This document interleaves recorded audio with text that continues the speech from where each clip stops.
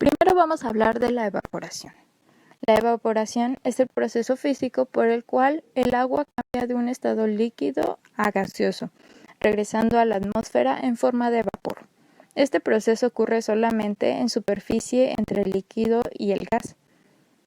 Este es un proceso endotérmico, ya que requiere el calor para generar la transición de fase, es decir, el calor necesario para vencer a la fuerza de cohesión molecular en la fase líquida. Dicha fuerza es la que mantiene unida a las moléculas del agua y el trabajo de expansión cuando se vaporiza el líquido. También existe otro fenómeno similar llamado sublimación.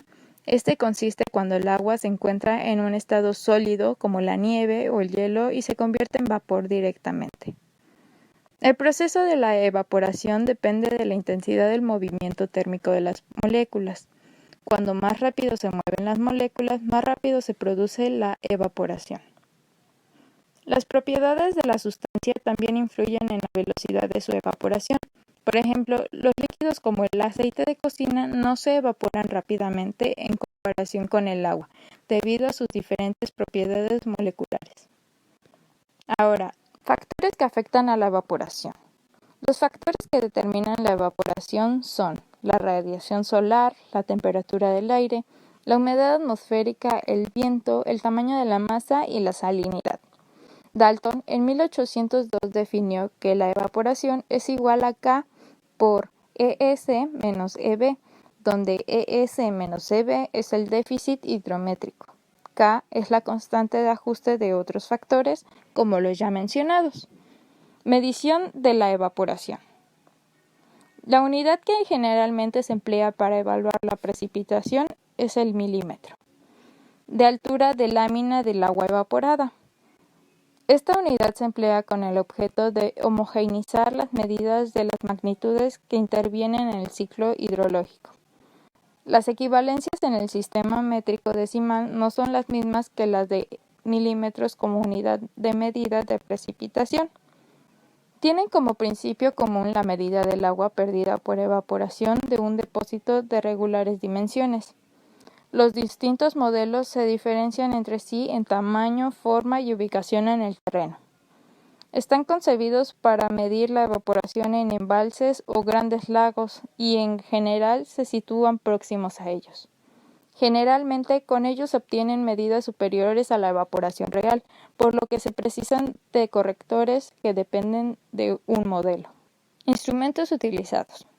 Puede medirse de forma directa desde pequeñas superficies de aguas naturales o artificiales llamados tanques de evaporación y esto es medido a través de evaporímetros o lisímetros. Para superficies libres existe el tanque de evaporación. La velocidad de evaporación se mide en tanques normalizados. En ausencia de lluvias, la cantidad de agua evaporada durante un periodo se corresponde con el descenso del nivel de agua de este. El tanque más utilizado es del tipo A. El tanque de tipo A es circular de 120.7 centímetros de diámetro y 25 centímetros de profundidad y se debe colocar en una plataforma de 15 centímetros sobre el nivel del suelo. El nivel del agua se debe mantener entre 5 a 7.5 centímetros del borde de la cubeta. La medida se realiza diariamente, al mismo tiempo que se lee la precipitación. Normalmente se realiza en un cilindro llamado pozo tranquilizador, situado cerca del borde, que sirve para cortar cualquier oscilación que se produce en la superficie del agua. Para medir con más precisión se utiliza un tornillo micrométrico. Otro tipo de evaporímetro es el de Pichet. El evaporímetro de Pichet sirve para controlar la evaporación potencial, que es la cantidad de agua por unidad de área y por unidad de tiempo, que se evapora en una pequeña superficie expuesta al aire libre. Este aparato se instala dentro de la caseta meteorológica y consiste en un tubo de vidrio graduado con el extremo inferior abierto por el que se evapora el agua a través de un papel secante circular de 2 centímetros de diámetro. Cada día, restando de la lectura actual la del día anterior, se obtiene la cantidad de agua evaporada en 24 horas. Durante el invierno se suspende su lectura debido a las bajas temperaturas y a la rigidez de las paredes de vidrio del equipo. Otro instrumento serían porcelanas porosas. Estas se presentan al aire una esfera o un disco de porcelana porosa en contacto con un depósito de agua que las alimenta, ayudado por la presión atmosférica. Y este instrumento se utiliza para investigación. Fórmulas para estimar la evaporación. Estas fórmulas se utilizan si no existen mediciones y se basan en ecuaciones físicas, que son las relacionadas con variables físicas intervinientes. Tienen el inconveniente de que requieren información que generalmente no se dispone, ejemplo, radiación neta, gradiente de humedad, el viento en altura, entre otros. Las fórmulas semiempíricas toman algunos planteos hechos por las fórmulas físicas y ajustan esas expresiones a valores reales medidos. Las fórmulas empíricas buscan una sola relación matemática por regresión con datos experimentales. En ingeniería agronómica se usan las fórmulas semiempíricas que tienen la siguiente expresión general de aquí abajo, donde ESA es tensión de saturación correspondiente a la temperatura de la superficie evaporante. EB es la tensión de vapor del aire. La ecuación de Drude es una de ellas y se expresa como esta fórmula, donde T es igual a temperatura en grados centígrados, Rg es la radiación. La ecuación de Penman es de tipo físico y su ecuación es la siguiente, donde Rn es radiación neta, EA es la siguiente ecuación. B2 es la velocidad del viento a 2 metros. G es una constante con este valor. Métodos para superficies libres. La evaporación en lagos y embalses no pueden ser medidas directamente como la precipitación y el caudal. Es necesario determinarla por uno o más de los diferentes métodos que se presentan a continuación. El método de balance hídrico. Estos métodos están basados en el principio de conservación de la masa aplicado a una parte del ciclo hidrológico. La evaporación en un cuerpo de agua natural o artificial queda determinada por la diferencia entre las variables de entrada, precipitación y caudal de entrada. Las variables de salida, que son el almacenamiento en orillas, caudal de salida o la variación del volumen del almacenamiento. Este método no es el más recomendado, debido a que los errores en las mediciones de las variables de entrada, salida y almacenamiento son a menudo grandes comparados con las de evaporación calculada. El método basado en el balance de energía. Este método se necesita un tanque circular, el cual contiene el agua y el aire que esté por encima. Este sirve para calcular la tasa de evaporación basándose en la medida de la tasa de disminución del nivel de la superficie del agua. El método aerodinámico. Este método se basa en la habilidad para transportar el vapor lejos de la superficie del agua abierta. La tasa de transporte se determina por el gradiente de humedad en el aire cercano en la superficie y la velocidad del viento a través de esta superficie.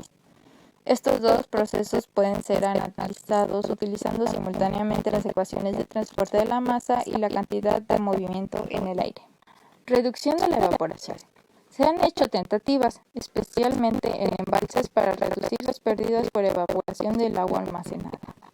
En principio, al elegir la ubicación del embalse debe pensarse en reducir el área de la superficie del agua. Luego de la elección del lugar, se podrá reducir la turbulencia y la velocidad del viento estableciendo cercano a las imágenes cortinas de árboles cortaviento. Otra forma es colocar películas delgadas monomoleculares en forma líquida con el hexadecanol con costos aceptables y que no alteran las cualidades físicas ni biológicas del agua. Se consigue una reducción aproximadamente del 30%. Ahora hablaremos sobre la transpiración. Este es un proceso físico-biológico en el cual el agua cambia de un estado líquido a un estado gaseoso a través del metabolismo de las plantas y así poder pasar a la atmósfera. Esencialmente es el mismo proceso físico que la evaporación, excepto que la superficie desde la cual se escapan las moléculas de líquido no es de un área de agua libre, sino es la superficie de las hojas. La cantidad de agua que la planta puede absorber es función no solo de la fuerza de succión de estas, sino que también de la forma en que el agua es fijada por el suelo. El agua, así tomada por las raíces, debe ser llevada hacia las células donde será fijada o transpirada después de haber dejado las sales minerales que transporta. Los vasos y tubos gibosos aseguran la conducción del agua, de las materias orgánicas y de las sales minerales. Las células se comportan con relación al agua exactamente como tuberías, originando pérdidas de carga, que son proporcionales al tamaño de los canales y a la fuerza de succión de la planta, o sea, la presión, la cual varía, como se ha dicho antes, de una planta a otra e igualmente con el estado de vegetación. Cada planta posee en cada estado particular de su desarrollo una capacidad máxima de absorción, que es función de las necesidades de sus células y del tamaño de los canales. Por lo tanto, una parte del agua absorbida por la planta sirve únicamente para el transporte de las materias nutritivas para el aprovisionamiento de la planta. Es además necesario que el agua, en cierto modo, vehículo sea eliminada. Esta eliminación se produce a nivel del sistema foliar por expulsación del agua hacia la atmósfera en forma gaseosa. La difusión de agua se atraviesa de las membranas celulares hacia las lagunas intercelulares. Después de la expulsación en forma de vapor se realiza por los osteolos de los estomas. La cantidad de agua transpirada depende de la diferencia de presión de vapor de agua existente en la atmósfera y las lagunas intercelulares, así como de la apertura o cierre de los estomas, los cuales tienen un papel importante en la regulación de los movimientos de agua en la planta, obrando un poco como pequeñas puertas de equilibrio. Un cierto número de factores influyen sobre los movimientos de apertura y cierre. Factores que afectan la transpiración. Influido por los mismos factores que afectan la evaporación. Los factores meteorológicos, la iluminación, la temperatura, la humedad del aire. Un ejemplo es la luz que abre los estomas, la oscuridad y los cierres. La diferencia de transpiración sería considerable. La humedad del suelo, que es la fuente de la alimentación del agua al cultivo. La capacidad del campo. En aspectos biológicos de estas sería la especie vegetal, su edad, desarrollo, tipo de follaje, profundidad radicular y número de estomas. Ahora pasemos a la evapotranspiración. Este fenómeno es la combinación de los dos procesos anteriormente mencionados: evaporación desde el suelo y desde la superficie cubierta por las plantas, y por la transpiración de las hojas de las plantas. Por lo tanto, el cálculo de la evapotranspiración se usa para saber el agua que necesitan las plantas para su correcto desarrollo, ya sea en un jardín o en un campo de cultivo. Como consecuencia de esto, para poder diseñar todo lo relacionado con el riego, programación de riegos, cantidades de agua a aportar a un determinado cultivo, el diseño y su elección de mejor sistema de riego, conducciones de agua, entre otros, es necesario calcularlo de manera más precisa posible. Existen ciertas condiciones que se deben darse para que se produzca este fenómeno. 1. El agua tiene que estar presente. 2. Tiene que haber alguna fuente de energía que convierta el agua líquida en vapor de agua. 3. Se tiene que producir un fenómeno físico que separe el vapor del agua de la superficie de evaporación. Las plantas para su crecimiento necesitan agua y otros nutrientes que toman del suelo a través de las raíces, el dióxido de carbono que toman del aire a través de sus hojas y una fuente de energía que es la luz del sol. La definición, el concepto de uso consultivo o evapotranspiración es la suma de los volúmenes del agua utilizada para el crecimiento vegetativo de las plantas en una superficie dada, tanto la transpiración como la formación de tejidos vegetales y de la evaporada por el terreno adyacente, ya sea proveniente de la nieve o de las precipitaciones caídas en un tiempo dado. Para su cálculo, la evapotranspiración se ve afectada por múltiples factores. Los factores climatológicos, que es la radiación solar, humedad relativa, temperatura, velocidad del viento. Las características del suelo, su textura, estructura, densidad, composición química, entre otros. Factores vegetales, que es la especie y variedad. También el tamaño, color, morfología y mecanismos de regulación de cierre y aperturas de los estomas.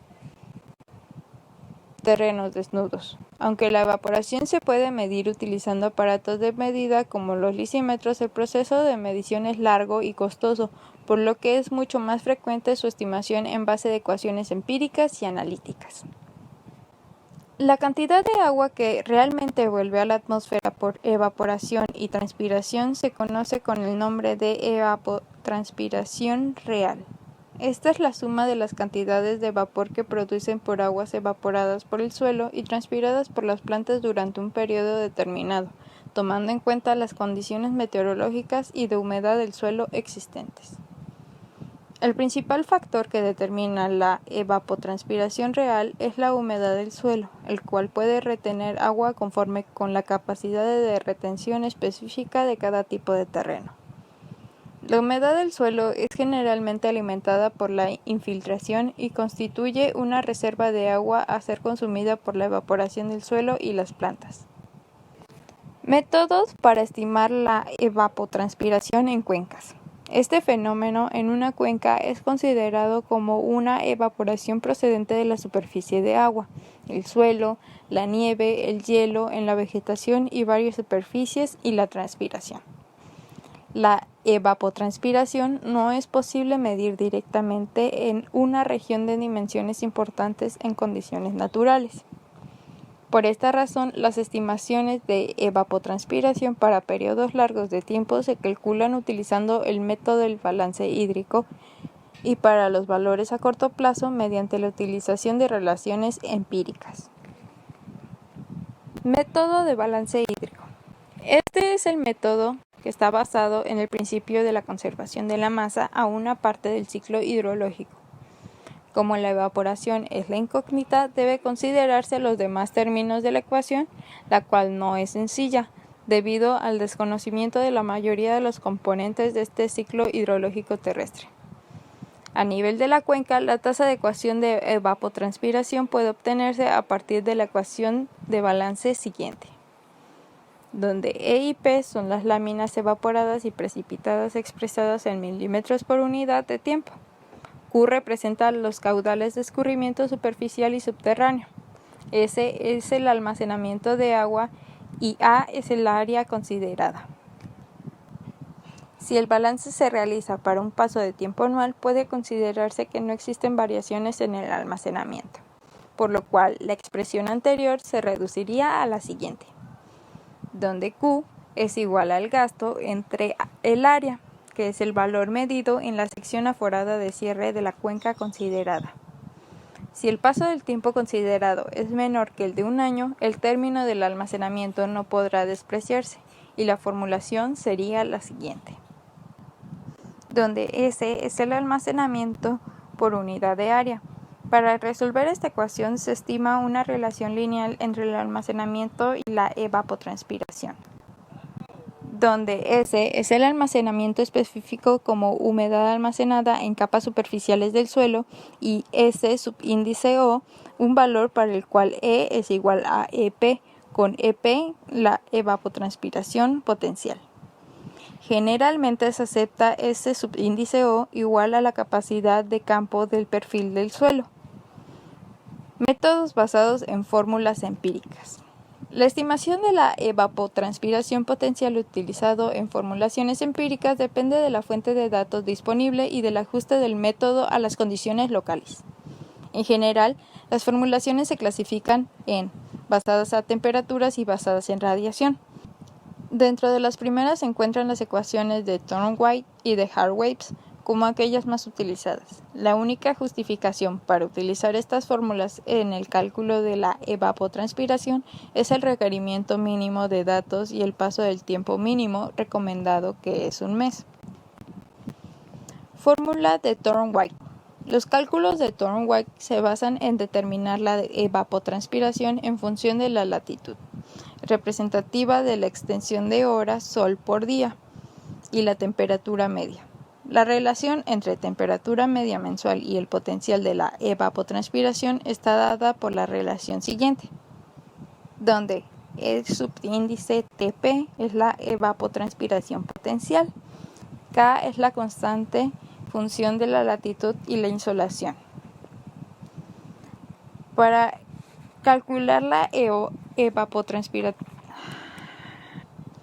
Para calcular la evapotranspiración potencial sin corregir para un mes de 30 días y 12 horas de insolación diaria, se presenta la siguiente fórmula, donde T es igual a la temperatura media diaria del mes dado en centígrados. A es la constante.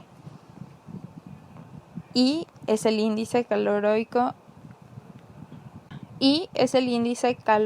anual. Y minúscula es el índice calórico mensual. Para la aplicación de este método se puede seguir dos caminos. A. Cálculo analítico de acuerdo a la fórmula. B. La utilización de ábacos y tablas. Para ambos casos se deberá utilizar la tabla de K, que relaciona las horas diarias de insolación en función de la latitud y del mes del año. Procedimiento de cálculo. A partir de los valores de temperaturas medias mensuales del área en estudio, la cual debe cubrir un registro de duración suficientemente extenso, se calcula el índice calórico por tabla o analíticamente. Después se determina el índice calórico anual, como la sumatoria de los índices calóricos mensuales. Después se calcula la evapotranspiración potencial sin ajustar. Analíticamente se calcula la constante por la fórmula y luego se calcula el ETP subíndice SC, utilizando las tablas y abacos con el valor de la temperatura en grados centígrados para cada vez y el valor del índice calórico anual. Se determina la evapotranspiración potencial sin ajustar para cada mes. Para tal fin se construye una receta en que se obtiene uniendo el punto de convergencia del gráfico punto fijo con el obtenido del cálculo del índice calórico anual. Una vez trazada la recta, se ingresan con las temperaturas en grados centígrados hasta cortarla y se determina la ETP subíndice SC. Después se corrigen los valores de ETP-SC. ETP es igual a K por ETP subíndice SC. El valor de K se obtiene del cuadro de insolación en función de la latitud del mes y del año. Finalmente se calcula la evapotranspiración potencial medida anual con la fórmula ETP subíndice anual es igual a SETP subíndice mensual. Método de Blaney y Creedle, desarrollado para regiones áridas, relacionada en valores actuales reales de uso consultivo con la temperatura media mensual y porcentaje mensual de horas del brillo solar. La fórmula general es la siguiente, donde ETR es la evaporación potencial, K es el coeficiente empírico que depende del cultivo y del estado de vegetación mensual. F es el factor consultivo anual. F minúscula es el factor de uso consultivo mensual. Procedimiento de cálculo. Se obtiene la temperatura media mensual en grados centígrados. Después se determina el factor TA, que se refiere a la adaptación del método para la aplicación en grados centígrados. Después de estas fórmulas se obtiene el valor de P, que es la insolación o resplandor solar, en función de la latitud de la tabla. Después se obtiene el valor F, que es el factor consultivo potencial mensual, como la siguiente fórmula. El coeficiente de ajuste K de cultivo se obtiene en función del cultivo a partir de tablas de referencia. Después se obtiene el uso consultivo mensual expresado en milímetros, como la siguiente fórmula. Se calcula la precipitación efectiva del valor mensual aplicado un coeficiente de ajuste, es la corrección por el escurrimiento o por algún método estadístico, de la siguiente manera. La lámina de reposición se calcula de la siguiente manera. Ahora pasamos al método de Penman modificado, donde se dispone de datos medidos de humedad del aire, temperatura, viento y radiación. Se aconseja la utilización de esta metodología. La ecuación original de Penman fue en 1948. Estimaba las pérdidas de agua por evapotranspiración superficial de agua. La ecuación tiene dos términos. término de energía, que es la de radiación, y la de término aerodinámico, que es la del viento y humedad. En condiciones normales de calma, el término B suele ser mucho más pequeño que el término A. En condiciones normales de calma, el término de aerodinámico suele ser mucho más pequeño que el término de energía. En zonas ventosas y áridas, el término aerodinámico pasa a ser relativamente más importante. El método de Penman permite predecir los efectos del clima sobre la evapotranspiración del cultivo de referencia. Para predecir el efecto de las características de los cultivos sobre las necesidades del agua, se pueden aplicar los coeficientes K subíndices E. Por lo tanto, la evapotranspiración del cultivo sería de la siguiente fórmula. Por lo tanto, se calculará solamente el término E subíndice TO, escogiendo posteriormente el coeficiente adecuado de K subíndice C. Por el método antes descrito, la fórmula utilizada de este método es la siguiente, que es la suma de un término de radiación y uno aerodinámico, donde E subíndice TO es la evapotranspiración de cultivo de referencia. C es el factor de corrección que depende de humedad relativa máxima, radiación solar y del viento diurno y relación del viento diurno-nocturno. W es el factor de ponderación relacionado con la temperatura. Rn es la radiación neta. F por U es la función relacionada con el viento. ES menos EB es la diferencia entre las presiones de saturación y la presión real de vapor. Su determinación experimental. Se basa en medidas directas de disminución del contenido de agua en el volumen del suelo explorado por las raíces. Esta determinación puede realizarse en instrumentos especiales a campo, en evapotranspirómetros y en lisímetros o en parcelas de ensayo. Evapotranspirómetros. Consta de un tanque que se ha llenado de tierra y sembrado con un cultivo que cubre completamente la superficie. Una sección del abastecimiento permite mantener en forma continua un plano freático alto, de modo que tal dicho suelo puede suponer en las condiciones óptimas de humedad. El control del volumen del agua en el tanque de abastecimiento permite determinar la evapotranspiración en función del tiempo. La estimada por el sistema es por lo tanto la evapotranspiración potencial. Lisímetro. Equivaldría a un evapotranspirómetro cuya diferencia radica en la forma de abastecimiento y la existencia de drenaje.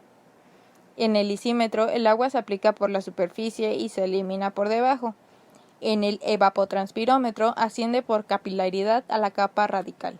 En general, son de mayor tamaño que los evaporímetros, pudiendo tener dos sistemas de control de humedad, por pesada o por diferencia de valores de volúmenes incorporados y drenados. Parcelas de ensayo. Consisten en determinar la evapotranspiración directamente en condiciones de campo, controlando la disminución del contenido de humedad del suelo en la profundidad explorada por raíces, para la cual se podrían utilizar métodos gravimétricos o radioactivos. Los instrumentos de medición de otros datos a usar para la estimación de la evaporación y de la evapotranspiración son el anemocinemógrafo. Sirve para medir el viento, ya que nos da su velocidad y su dirección. La velocidad se mide con el anemómetro. El más corriente consta de 3 cacelotas semiesféricas. El más común consta de 3 cacelotas semiesféricas montadas sobre un eje vertical giratorio. La velocidad se mide en metros por segundo. Normalmente los anemómetros se sitúan en una torreta a 10 metros de altura, que es lo que aconseja la OMM, ya que dependiendo de la altura el viento varía con ella. La dirección del viento se determina por veletas. Puede expresarse en rumbos con respecto a la rosa de vientos de 16 rumbos, pero normalmente se determina por grados. Pluviómetro. El pluviómetro es un instrumento que se emplea en las estaciones meteorológicas para la recogida y medición de la precipitación. Se usa para medir la cantidad de precipitaciones caídas en un lugar durante un tiempo determinado. La cantidad de agua caída se expresa en milímetros de altura, o equivalente en litros por metro cuadrado. El diseño básico de un pluviómetro consiste en una abertura superior de área conocida de entrada de agua recipiente, que luego es dirigida a través de un embudo hacia un colector donde se recoge y puede medirse visualmente con una regla graduada o mediante el peso del agua depositada. Normalmente la lectura se realiza cada 12 horas. Un litro caído en un metro cuadrado se alcanzaría una altura de 1 milímetro. Para la medida de nieve considera que el espesor de nieve equivalente aproximadamente de 10 veces el equivalente de agua. Otro instrumento utilizado para la medición de los datos es el termómetro de máximas y mínimas. El termómetro de máximas y mínimas o termómetro de Six es un termómetro usado en la meteorología y horticultura para registrar las temperaturas más altas y más bajas del día. Es un termómetro de mercurio que contiene un estrechamiento del capilar cerca del bulbo o depósito. Cuando la temperatura sube, la dilatación de todo el mercurio del bulbo vence la resistencia opuesta por el estrechamiento, mientras que cuando la temperatura baja, la masa del mercurio se contrae. La columna se rompe por el estrechamiento y su extremo libre queda marcado la temperatura máxima.